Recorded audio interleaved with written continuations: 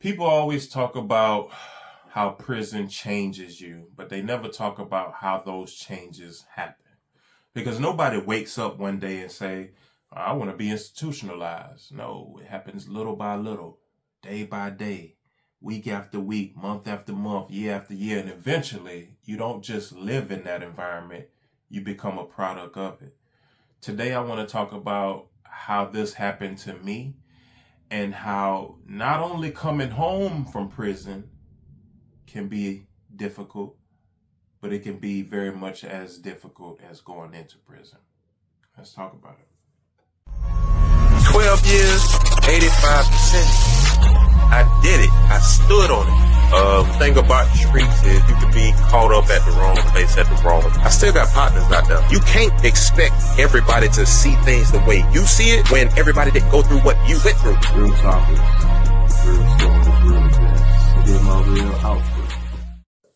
Welcome back to another episode of Real Talk with Illa Gezey. This is about becoming a product of your environment. This was on my list for a while to do, and I just had to tap in. Sometimes I got to tap into that mode, lock into that mindset to actually have these types of conversations. Like I said before, these are kind of therapeutic for me. It helps me to help somebody, and I know somebody can relate to what I'm saying and what I'm going through, and they could be going through the same thing right now. This was about becoming a product of your environment. It's a few reasons why I wanted to do this, and it's a few things that inspired this conversation. This is a conversation right here, so sit tight. This ain't a quick episode. To me, I just want everybody to know that even if it ain't just prison, it's the environment. Every environment shapes you. If you come up in the projects, if you are a military kid, you adapt to certain work environments, whether it's just working in restaurants, whether it's working in horticulture, landscaping, customer service, entertainment. You eventually become a product of your environment in more ways than one, no matter what that environment is. It's just how we as humans, and this is definitely a scientific thing, I would think, is how us as humans, is how our brains work and how we just learn to adjust to consistency. We adjust to a repetitive lifestyle. So once something happens over and over and over again, you start to, become a product of it. It's with religion, it's with school, it's with everything. Everything that you can think of, you become a product of that. Now, the prison part of this is where it goes into a deeper aspect, and later on in this conversation, I'll break down why going into society is just as scary as going into prison and can be worse. But let's just start from the top, because I believe everyone becomes a product of their environment. People look at people when they go to prison as something different.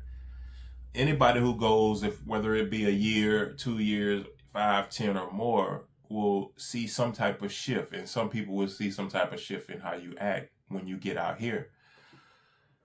The longer you spend back there, the more of changes people will notice. The shorter runs, people won't really notice anything. Now, me, myself, I noticed it happening, but it took me some time. I got sentenced to a 15-year prison bid. 15 years.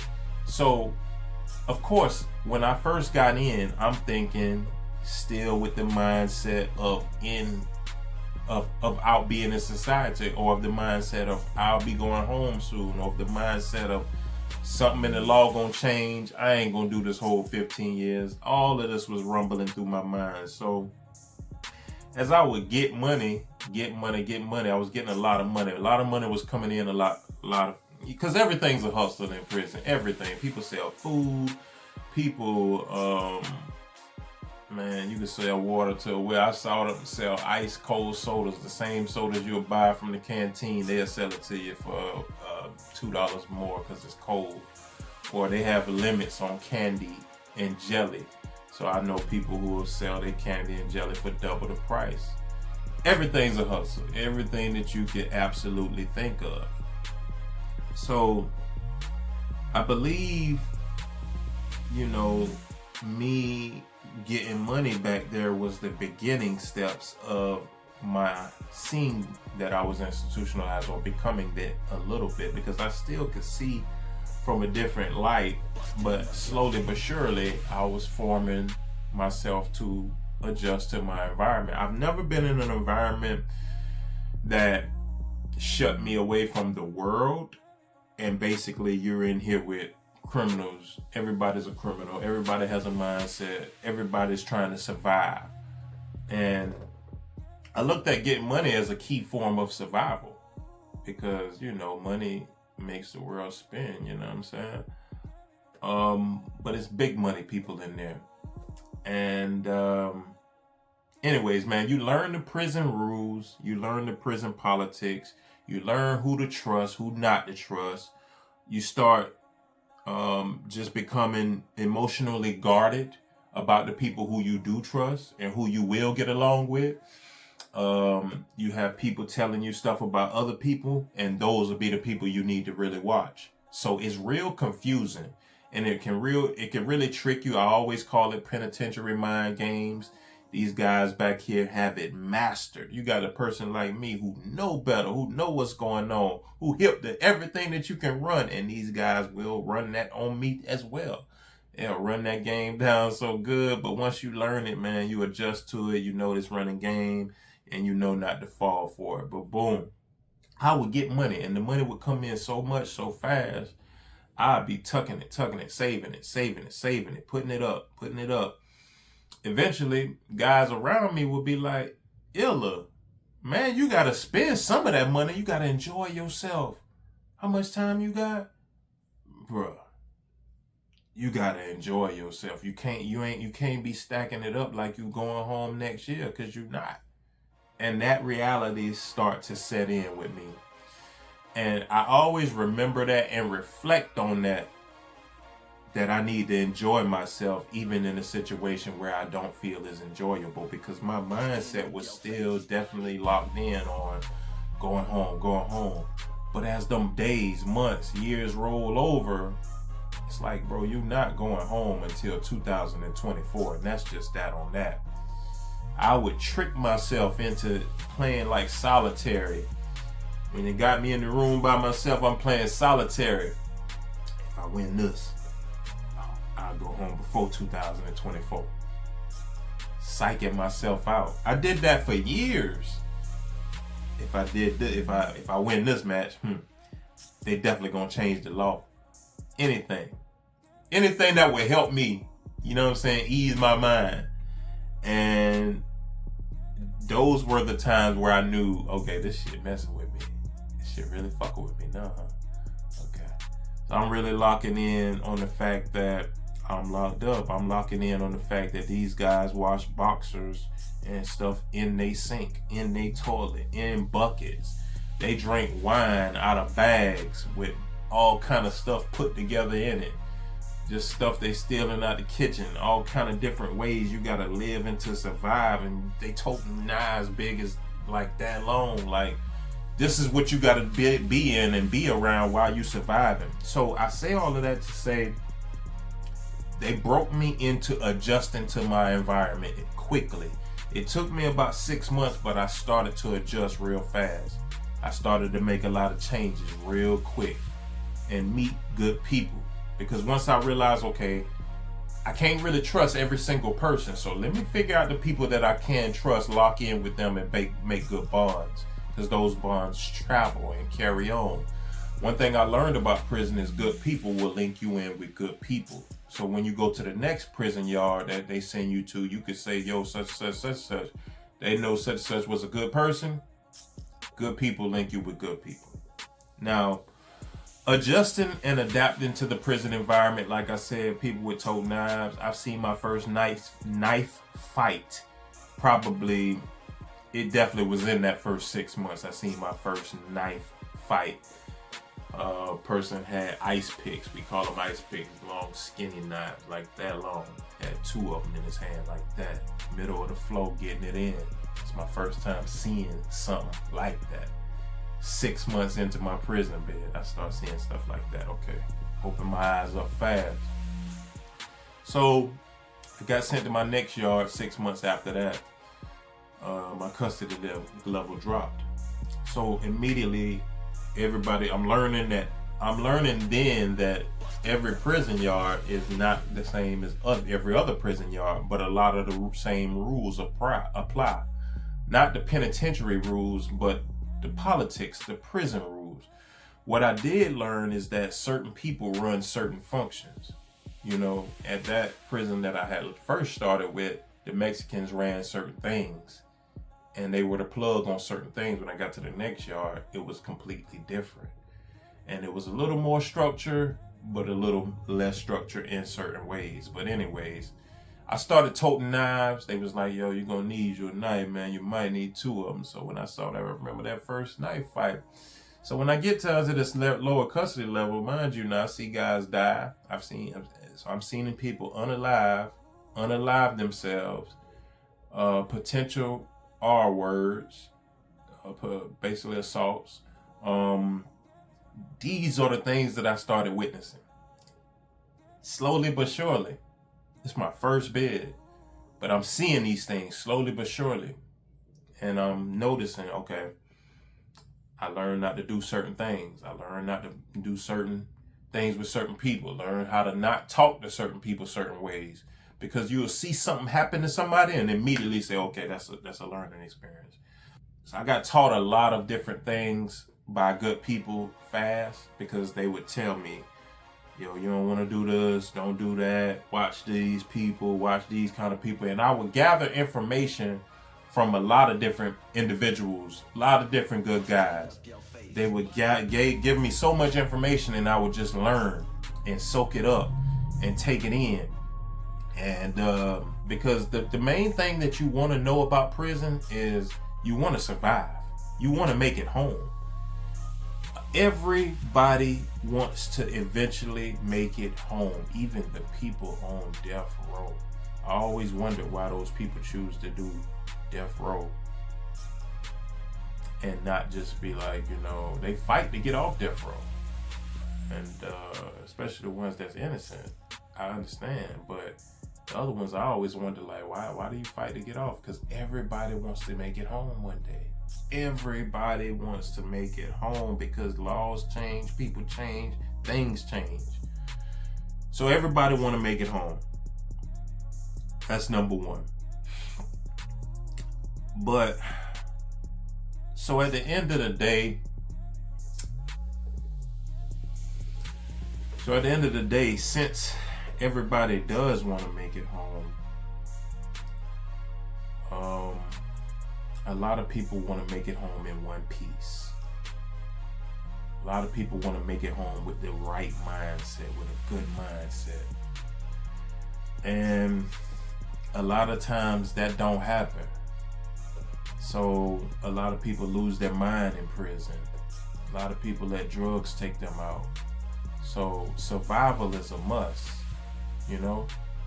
That's why you could be a Christian, Muslim, whatever, but a lot of people gonna tote a knife. Not because everybody else is toting it, but there ain't no guns back there, so it ain't no way to get a person up off you when they on you with a knife. You gotta be able to get them back with that same kind of force or worse.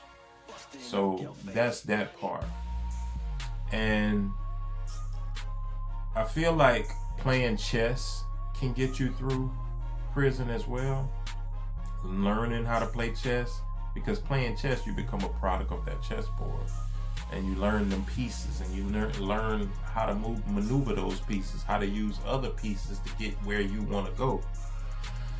So you'll use a lot of these prison situations that you go through to navigate your way through prison. Some people finesse their way through prison. Some people gamble their way through prison. Some people hustle their way through prison. Some people use addiction as their way through prison. So a lot of people use different forms and different methods to do their bid. A lot of people work their way through prison. Everybody got a different form and a different method, respectfully. Now, we know survival is a must. We know you want to survive. We know you want to make it home. Prison programs you. You learn the rules. You start organizing yourself with whatever structures that you want to structure yourself with, whether it be gangs, groups, religion, cities, states, black, white, whatever it is, you want to align yourself with those kind of people. And you basically do whatever it is that you got to do to survive and get back home. So I had a homeboy recently, this ain't recently, it had to been 2 years ago now. This is when I first came home. He was like, man, you the ultimate hustler. I know you're going to make it happen. I'm like, yeah, I'm going to make it happen out here, but I'm learning now that everything that I was doing back there was against the rules, but those rules, you can bend them, break them, and whatever the case may be. They only taking your canteen for a couple days, or for taking your visitation and phone privileges for a couple months, and so whatever the case may be. Out here, you going to jail, so it's a difference. Back there I slung tobacco. That was one of my main things that I used to sell back there, is tobacco. And back there, you just become a product of your environment, such as if you a hustler, you gonna hustle. If you a scammer, you gonna scam. Like I said, some people gamble their way through prison. Some people be junkies the whole time. Some people do school the whole time. Some people work in the kitchen the whole time. So you're gonna do whatever it is that you gotta do to get by, to get through there. Because a lot of people ain't gonna make it through there in one piece. I just left there and the guy got stabbed in his eye. I don't know if his eye popped all the way out. I don't know if he's able to see again. But a lot of people ain't gonna come home the way they went. They're not gonna go home the way they went to prison. It's just not gonna happen. And I say that going home is just as hard or even harder than going to prison, because you have to, especially me, I did over a decade. You just say you have to do all of that kind of time. So you get to this environment where you have to adjust, adapt, do everything they doing to survive. You want to protect yourself by all means, by any means necessary. And then you get out here into society and they want you to be a regular citizen. And it's hard to do that at the snap as they just let you out. That's why a halfway house should be a part of the sentence bid, I think. It shouldn't be just let a person out. No. Halfway house them out. You know what I'm saying? Give them a little way to understand out here, because flipping that switch from I just leave you know what registered to me when I really was about to come home? It was like 2 years in. They sent me to a level 1 facility, which was a minimum security, because I'm about to go home. And it's wide open, it's no cells, it's bunk beds in a room, in a space where it's probably like 200 people, something like that. But this is when I realized I messed up, because I've never been outside like that. I've always been in a cell where it was me and a person. Never been where it was like 100 and something people in one area, and people walking past my bed at night to go to the bathroom. They walking past constantly. I couldn't sleep. I couldn't stay at that place a year, man. I went to the lockup within 6 months. I couldn't adjust to that at all, because you mean to tell me a whole 10 years I've been behind a door doing my time in a cell, that when y'all really drop me down to coming home, I can't adjust to that. I can't just flip that switch like that. It don't work like that for everybody. And that's how I know the classification system is messed up. The classification system that they got ain't working. It's a lot of changes need to be made when people re-enter in society. And that goes in line with what I'm about to say, because when you're going home and when you're back into society, imagine you had to just tote knives 2 days before that. Imagine you had to watch your back a couple days before that. Imagine you just, used to them waking you up at 5 a.m. You waiting up for roll call. Imagine all of these things on steroids though, because now you out here in the environment. I still don't like going in Walmart and places where it's a lot of people. I still haven't gotten used to that. I still feel uneasy when I'm around that many people. Still, right now. And I'm at home 2.5 years. Close to 2.5 years. And it still bothers me right now. And I'm still trying to adjust. And I know that the adjustment doesn't come easy for some people, and it's not naturally easy to adjust. But I think me talking about it, thank God for my girl. She probably listen to every story in the book. She probably listen to everything I gotta say. Like, Willis, shut up. But thank God for her, because I get to tell her how I feel. I get to vent and let her know, like, I'm in this mindset right now, or this makes me think about this, and I get to let it out and tell her, ask her question like that, make me, you know what I'm saying, institutionalize a little bit. But the whole thing is, the whole point, the whole thing I want to relate to people is, be patient with your family members and friends when they're readjusting to society, because that's why a lot of people will go back to prison. A lot of people wonder why these guys go back to prison so fast. It's because they can adjust and adapt so quick. It's so easy to go back and to adjust and adapt to that environment, versus coming out here. It's not that easy to make that quick adjustment. You have to go, imagine living in a jungle and then flip the switch and they drop you off in New York City in the middle of Times Square. It ain't as easy. It's almost like going back in time and you in the 50s, and now they bring you up from the 50s to 2026. It's just that kind of an adjustment, Nobody can just flip that switch and become a productive citizen right after being a lion in the jungle. You just can't make that switch that easy. Now, what you can do is prepare yourself.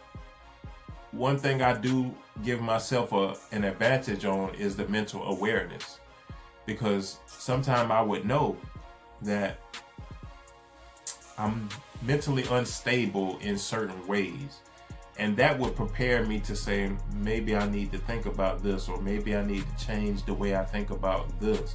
Or maybe I need to go into this with an open mind because I know this about me. And a lot of people don't know thyself. And if you don't know thyself, which is mean you don't even know your weaknesses, you can get triggered real easy to go back to prison. Yep. I have people who are in prison right now, in jail right now, that have came home after me. So they came home between 24 and 26 and they back in jail. I learn, I watch, I observe, and I just try to come up with reasonings. But only thing I do know that's very important is you can become a product of your environment real fast. Just like when a person come out here, they get back to what they've been doing. Most people get back to what they've been doing because they back in this environment. So they flip that switch to this environment. But if you're trying to flip that switch and become a whole new person and make a whole big change and be a legit person, so you're basically going from being a criminal to being legit overnight. That's basically what you're doing. Because if you in that environment in prison, don't get me wrong, you ain't gotta tote a knife. You don't have to. You don't have to do certain things and you can stay off the radar. But if you getting money, if you get into the money in any way, shape, or form, you become a target to somebody and you gotta protect yourself somehow. That's just the facts. It's just what it is. At the end of the day, I feel like as long as you know, as long as you're aware that things change you, things change us as people on an everyday basis, we can adjust and we can adapt to our environments. As long as you're aware of these things, then you have the upper hand on them.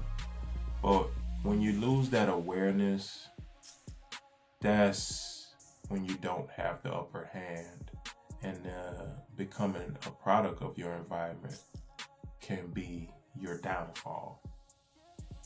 So this has been another episode of Real Talk with Illa Gezey, episode number 29 to be exact. We moving and grooving, y'all, midway through 2026. If these episodes inspire you at all, I just ask that you like, comment, subscribe, drop a comment down there in the comment section. Let me know how all of this affects you. Does it affect your family members? Does it affect your friends? Does it affect your close loved ones? Let me know how you feel about this. This has been another episode. Like I always say, y'all, everyone has a story. Yours can inspire someone. Peace.